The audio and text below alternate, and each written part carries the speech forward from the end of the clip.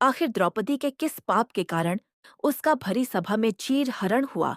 तो आइए जानते हैं कि द्रौपदी ने कौन सा पाप किया था, जिसके कारण अनेक योद्धाओं से खचाखच भरे हुए हस्तिनापुर के सभा भवन में उसके वस्त्र उतार कर उसे नग्न करने का प्रयत्न किया गया। चिरहरण की कथा। जब धर्मराज युधिष्ठिर कौरवों से जुआ में अपना सब कुछ हार गए और द्रौपदी को भी दांव पर लगाकर हार गए, तब दुर्योधन ने अपने भाई दुशासन को द्रौपदी को बीच सभा भवन में लाकर उसके वस्त्र उतारने का आदेश दिया। दुशासन जब पांचाली का चीर खींचने लगा तो उसने सभा भवन में उपस्थित सभी लोगों से मदद मांगी, लेकिन किसी भी व्यक्ति ने द्रौपदी की कोई मदद नहीं की। अंत में द्रौपदी ने अपने आप को असहाय जानकर उसने भगवान श्री कृष्ण को याद किया और उनसे अपनी लाज बचाने की प्रार्थना की और उनसे पूछा कि हे भक्तवत्सल, आप तो कहते हो कि मानव को अपने पाप और पुण्य कर्मों का ही फल उसका मान और अपमान कराता है।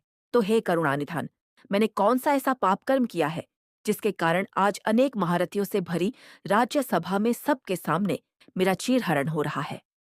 तब भगवान ने द्रौपदी को उसके पूर्व जन्म का स्मरण कराया। कथा के अनुसार अपने पूर्व जन्म में द्रौपदी एक राजकुमारी थी। एक दिन जब द्रौपदी अपनी सखियों के संग गंगा स्नान के लिए जा रही थी, तो उसने देखा कि गंगा में एक संत स्नान कर रहे थे और उनके अंगवस्त्र गंगा के किनारे रखे हुए थे। ये देखकर द्रौपदी को शरारत करने का विचार उसके मन में आया और उसने अपनी सखियों के साथ मिलकर उस संत के अंगवस्त्र एक स्थान पर छिपा दिए और चुपचाप किसी दूसरे घाट पर स्नान करने के लिए चली गई। स्नान करने के पश्चात अपनी सखियों के साथ हंसते हुए और आमोद प्रमोद करते हुए द्रौपदी अपने महल को चली गई। इधर जब संत गंगा स्नान करने के उपरांत जल से बाहर आए तो अपने वस्त्र गंगा तट पर न पाकर परेशान हो गए और इधर-उधर खोजने लगे। बहुत खोजबीन के पश्चात संत को अपने अंगवस्त्र एक जगह छिपे हुए मिल गए।